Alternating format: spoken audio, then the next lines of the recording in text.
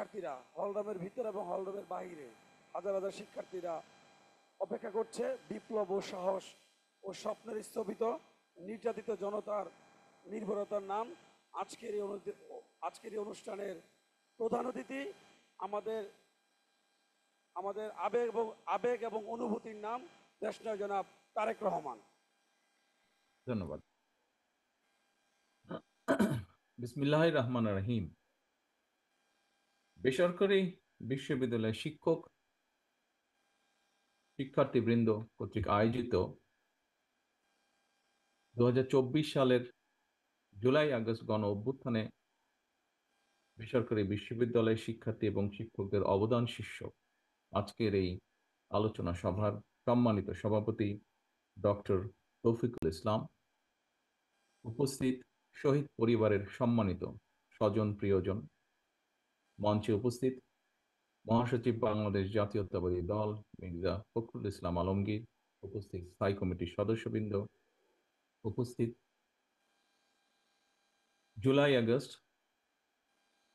গণ অভ্যুত্থানে যে অনুষ্ঠান, সেই অনুষ্ঠানগুলো যাতে সম্পূর্ণ সুন্দরভাবে সম্পন্ন হয়, সেই কমিটির আহ্বায়ক জনাব রুহুল কবির রিজভী এবং অনুষ্ঠানে উপস্থিত শিক্ষক, উপস্থিত শিক্ষার্থী, উপস্থিত সম্মানিত উপস্থিতিবৃন্দ, আসসালামু আলাইকুম।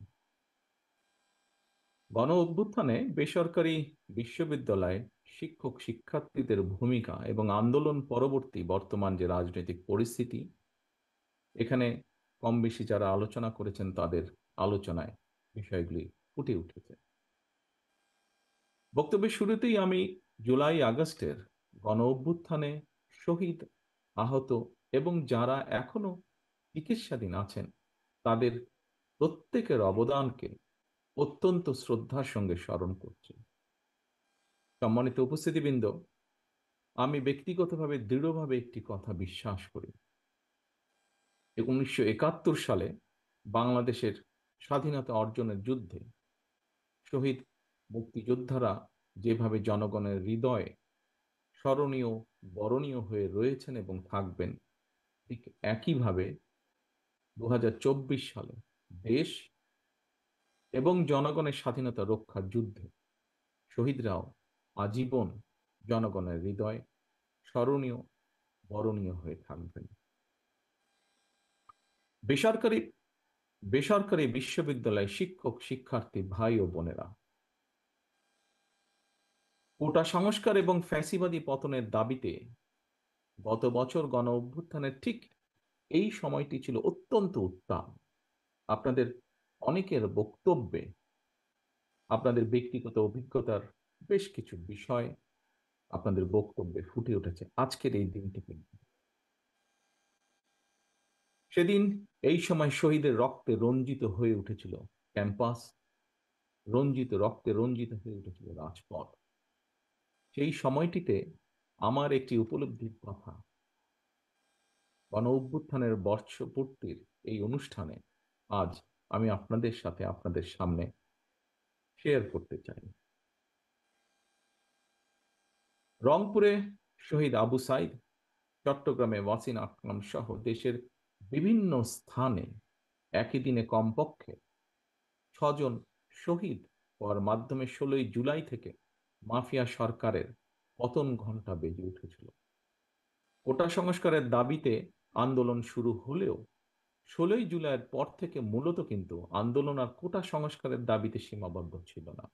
আজ ঘর ভরা যে মানুষগুলো আজ এখানে উপস্থিত আছেন, কম বেশি সকলেই আপনারা সেই দিনকার সেই সাক্ষীটি রয়েছেন।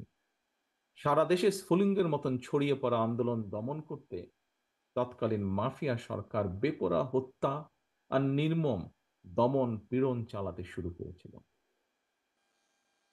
সেই মাফিয়া সরকারের গুলি বন্দুকের ভয়কে উপেক্ষা করে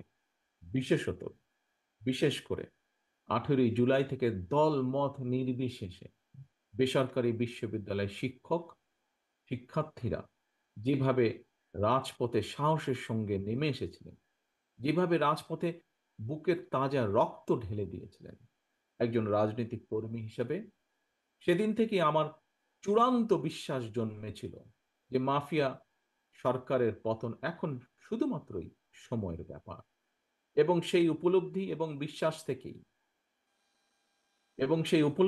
বিশ্বাস থেকেই ছাত্র জনতার রক্তক্ষয়ী আন্দোলনকে ফ্যাসিস্ট পতনের এক দফা আন্দোলনে পরিণত করে ফ্যাসিস্টের পতন নিশ্চিত করতে বিএনপি সহ দেশের সকল গণতান্ত্রিক দলগুলোর পরিকল্পনা এবং কৌশল অবলম্বন করেছিল দলগুলো। তবে কোটা সংস্কারের পথ ধরে ফ্যাসিস্ট পতনের আন্দোলন যাতে দেশে বা বিদেশে কোনোভাবেই যাতে কোনো একটি পার্টিকুলার বা কোনো একক রাজনৈতিক দলের আন্দোলন হিসেবে পরিচিত না পায়, সেটিও নিশ্চিত রাখা ছিল রাজনৈতিক কৌশলের একটি অংশ। প্রিয় শিক্ষার্থী ভাই ও বোনেরা, প্রিয় শিক্ষার্থী ভাই ও বোনেরা, কোটা সংস্কারের দাবিতে প্রথম দফার আন্দোলন শুরু হয়েছিল 2018 সালে এবং দ্বিতীয়বার 2024 সালে। ছাত্র তরুণদের নেতৃত্বে গড়ে ওঠা দ্বিতীয় কোটা সংস্কারের আন্দোলনের প্রতি বিএনপি সম্পূর্ণ সহযোগিতা এবং সমর্থন অব্যাহত রেখেছিল, কারণ কোটা সংস্কারের বিষয়টি বিএনপির কর্মপরিকল্পনায় অনেক আগে থেকেই ছিল অন্তর্ভুক্ত। আপনাদের হয়তো কারো কারো স্মরণ আছে, যাদের স্মরণ আছে তাদের স্মরণ আছে। তারপরেও আমি বলতে চাই 2014 সালে 15ই জুলাই লন্ডনে বিএনপি আয়োজিত এক আলোচনা সভায় আমি সেদিন দেশবাসীর উদ্দেশ্যে কিছু বিষয় বিএনপির ভবিষ্যৎ পরিকল্পনা তুলে ধরেছিলাম। সেই অনুষ্ঠানেই, সেই বক্তব্যেই তখন আমি বলেছিলাম, স্বাধীনতার এত বছর পরেও সরকারি চাকুরিতে 56% কোটা পদ্ধতি সম্পূর্ণভাবে অযৌক্তিক এবং অপরিণামদর্শী। সুতরাং আমরা মনে করি, বিএনপি মনে করে, জনগণের রায় বিএনপি রাষ্ট্র পরিচালনার সুযোগ পেলে চাকরিতে কোটা পদ্ধতিটি 56% থেকে কমিয়ে পরিবর্তন করে 5%-এ নামিয়ে আনবে বা আনার পরিকল্পনা রয়েছে। এটি সেদিনই বলেছিলাম 2014 সালে। পরবর্তীতে আমরা দেখেছি ফ্যাসিস্ট বিরোধী আন্দোলন চলাকালেই কোটা সংস্কারের দাবিতে 2018 সালে শিক্ষার্থীরা রাজপথে নেমে আসেন এবং শেষ পর্যন্ত কোটা সংস্কার আন্দোলনের পথ ধরে হাজারো শহীদের মৃত্যুর সিঁড়ি বেয়ে দীর্ঘ 1.5 দশকেরও বেশি সময় ধরে চলা ফ্যাসিবাদ বিরোধী আন্দোলন সফল হয়। ফ্যাসিবাদ বিরোধী আন্দোলন সফল হয়েছিল সেদিন ইমতিয়াজ আহমেদ জাবির, শহীদ সাজ্জাদ হোসেন সজল, মীর মাহফুজ রহমান মুগ্ধ সহ আরো বহু প্রায় 2000 শহীদের আত্মদানের মাধ্যমে।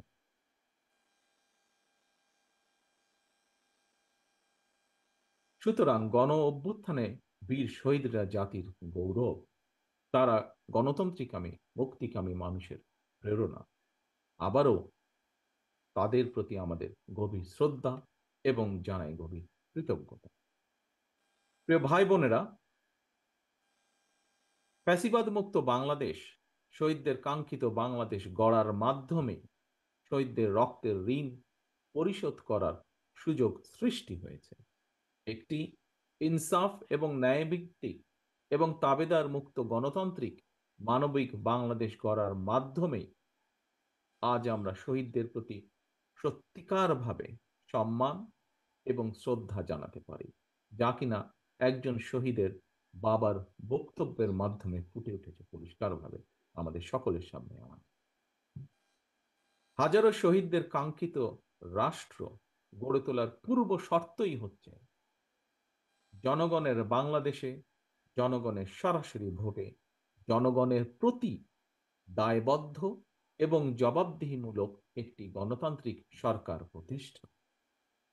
জনগণের সরকার প্রতিষ্ঠা করতে হলে দেশে এমন একটি গণতান্ত্রিক নিরাপদ নির্বাচনী ব্যবস্থা থাকা জরুরি, যেখানে প্রতিটি ভোটার নির্ভয়ে নিশ্চিন্তে নিজেদের পছন্দের প্রার্থীকে নির্বাচিত করে জনগণের সরকার প্রতিষ্ঠা করতে পারে। বাংলাদেশে ফ্যাসিবাদের কাঠামো সম্পূর্ণরূপে ভেঙে দিতে হলে নির্বাচনের মাধ্যমে জনগণের রাজনৈতিক অধিকার প্রতিষ্ঠা প্রয়োগ এবং চর্চার কোনোই বিকল্প নেই। এই কথাটিও একজন শহীদের গার্জেনের মুখ থেকে আজ আমরা শুনেছি।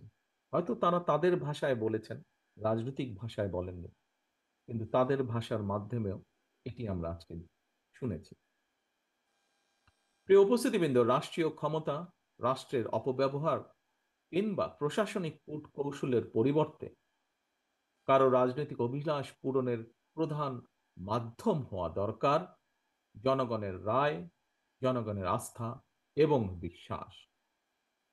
আমি আমার বিভিন্ন বক্তব্যে বারবার একটি কথা বলি, এবং সেটি হলো, দেশে জনগণের রাজনৈতিক ক্ষমতায়ন নিশ্চিত করা না গেলে আমাদের কোনো আয়োজনই শেষ পর্যন্ত কিন্তু কোনো কাজে আসবে না, টেকসই হবে না। প্রিয় উপস্থিতিবৃন্দ, সাম্প্রতিক সময়ে দেশে সংঘটিত কিছু নৃশংস এবং অনাহত ঘটনা জনমনে অন্তর্বর্তীকালীন সরকারের সক্ষমতাকে ক্ষেত্র বিশেষে কিছু প্রশ্নবিদ্ধ করেছেন। তবে অন্তর্বর্তীকালীন সরকারের কোনো একটি অংশের সহায়তায় কেউ কেউ কি দেশে উদ্দেশ্যমূলক পরিস্থিতি তৈরি করতে চাইছে কি না, সোশ্যাল মিডিয়া সহ বিভিন্ন জায়গায় মানুষের কথা শুনলে বোঝা যায় এই বিষয়টিও জনমনে জিজ্ঞাসা রয়েছে।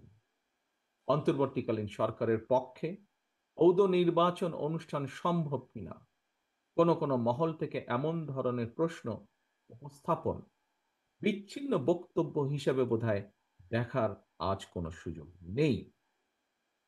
অন্তর্বর্তীকালীন সরকারের সম্ভাব্য প্রতিশ্রুতির সময় জাতীয় নির্বাচন অনুষ্ঠান নিয়ে কেউ সময় ক্ষেপণ করতে চাইছে কিনা এ ব্যাপারেও সজাগ দৃষ্টি রাখার জন্য আমি জনগণের প্রতি, গণতান্ত্রিক রাজনৈতিক দলগুলোর প্রতি, আন্দোলনরত দলগুলোর প্রতি, সকলের প্রতি জানাই আহ্বান। একই সঙ্গে অন্তর্বর্তীকালীন সরকারের প্রতি আহ্বান, পরিস্থিতি নিয়ন্ত্রণে আরো স্বচ্ছ এবং সাহসী ভূমিকা রাখুন। বাংলাদেশের গণতন্ত্রে বিশ্বাসী জনগণ আপনাদের পাশে থাকবে। গণতন্ত্রে বিশ্বাসী রাজনৈতিক দলগুলো আপনাদের পাশে থাকবে যদি আপনাদের ভূমিকা আরো স্বচ্ছ এবং সাহসী হয়। প্রিয় সম্মানিত শিক্ষক, শিক্ষার্থীবৃন্দ, এবার আমি দেশের শিক্ষার্থী এবং তরুণ তরুণীদের উদ্দেশ্যে সংক্ষেপে দু একটি কথা বলতে চাই। আজকের তারুণ্যই আগামীর বাংলাদেশ। ছাত্র তরুণরা অবশ্যই রাজনীতি করবে, রাজনৈতিকভাবে সচেতন থাকবে। ছাত্র তরুণদের সাহসী অংশগ্রহণ ছাড়া বিশ্বের কোনো দেশেই স্বৈরাচার কিংবা ফ্যাসিবাদের বিরুদ্ধে বিপ্লব বা গণ অভ্যুত্থান সফল হওয়ার উদাহরণ খুবই বিরল। তবে রাষ্ট্র পরিচালনার জন্য আপনাদেরকে সবার আগে জ্ঞান, বিজ্ঞানে, মেধা, মননে, প্রজ্ঞা, অভিজ্ঞতায় আর সমৃদ্ধ হতে হবে। আপনাদেরকে মনে রাখতে হবে, শিক্ষার্থী যারা, আপনাদেরকে মনে রাখতে হবে জ্ঞান বিজ্ঞানে অগ্রসমান বর্তমানে এই প্রতিযোগিতামূলক বিশ্বে শুধুমাত্র স্লোগান নির্ভর কিংবা প্রচলিত প্রথাগত রাজনৈতিক সংস্কৃতি দিয়ে শহীদদের 2024 সালের শহীদ, 1971 সালের শহীদ কারোই কাঙ্ক্ষিত বাংলাদেশ গড়া সম্ভব নয়। শহীদদের কাঙ্ক্ষিত বাংলাদেশ গড়তে চাইলে অবশ্যই আপনাদেরকে নিজেদেরকে যোগ্য মানুষ এবং যোগ্য নেতা হিসেবে গড়ে তুলতে হবে, এবং সেই মহান লক্ষ্যকে সামনে রেখে সরকারি কিংবা বেসরকারি প্রতিটি প্রতিষ্ঠানের ক্যাম্পাসগুলোকে জ্ঞানের আলোয় উদ্ভাসিত রাখতে হবে। আপনাদেরকে অবশ্যই পালন করতে হবে অগ্রণী ভূমিকা। রাজনৈতিক কার্যক্রমের পাশাপাশি লেখাপড়াই হতে হবে আপনাদের প্রথম এবং প্রধান অগ্রাধিকার। সম্মানিত উপস্থিতিবৃন্দ, আমি এখন যে কথাটি বলতে চাই সেটি আপনাদেরকে, যারা আমার সামনে উপস্থিত আছেন, আপনাদেরকে, আপনাদের মাধ্যমে বাংলাদেশের মানুষকে, এখানে উপস্থিত মিডিয়া কর্মী ভাইয়েরা যারা আছেন, আপনাদের মাধ্যমে সমগ্র বাংলাদেশের মানুষের সামনে আমি দুইটি কথা বলতে চাই। এখন জাতীয় নির্বাচন আসন্ন। বাংলাদেশের গণতন্ত্রকে প্রাতিষ্ঠানিক রূপ দেওয়ার লক্ষ্য অর্জনের ক্ষেত্রে আমাদের জাতীয় জীবনে আসন্ন জাতীয় নির্বাচনের ব্যাপক গুরুত্ব রয়েছে। সুতরাং আপনাদের, আমাদের, আমাদের সকলের কোনো আবেগ তাড়িত কিংবা ভুল সিদ্ধান্তের কারণে রাষ্ট্র রাজনীতিতে ভবিষ্যতে আর যাতে কোনো চরমপন্থা কিংবা ফ্যাসিবাদ পুনর্বাসিত হওয়ার সুযোগ না পায়, সে ব্যাপারে আপনাদেরকে তথা সমগ্র দেশবাসীকে সতর্ক এবং দায়িত্বশীল ভূমিকা পালন করতে হবে। সম্মানিত উপস্থিতিবৃন্দ, সম্মানিত শিক্ষকবৃন্দ, আজকের অনুষ্ঠানের আয়োজকবৃন্দ, মঞ্চে উপস্থিত সম্মানিত নেতৃবৃন্দ, বক্তব্যের শেষে আমি আবারও আল্লাহর দরবারে সকল শহীদদের আত্মার মাগফিরাত কামনা করছি। চিকিৎসাধীন এবং আহতদের দ্রুত আরোগ্য কামনা করছি। শহীদদের স্বজনদের প্রতি আবার সম্মান ও কৃতজ্ঞতা জানিয়ে শেষ করছি আমার বক্তব্য। আল্লাহ হাফেজ। বাংলাদেশ জিন্দাবাদ। বাংলাদেশ জাতীয়তাবাদী দল জিন্দাবাদ।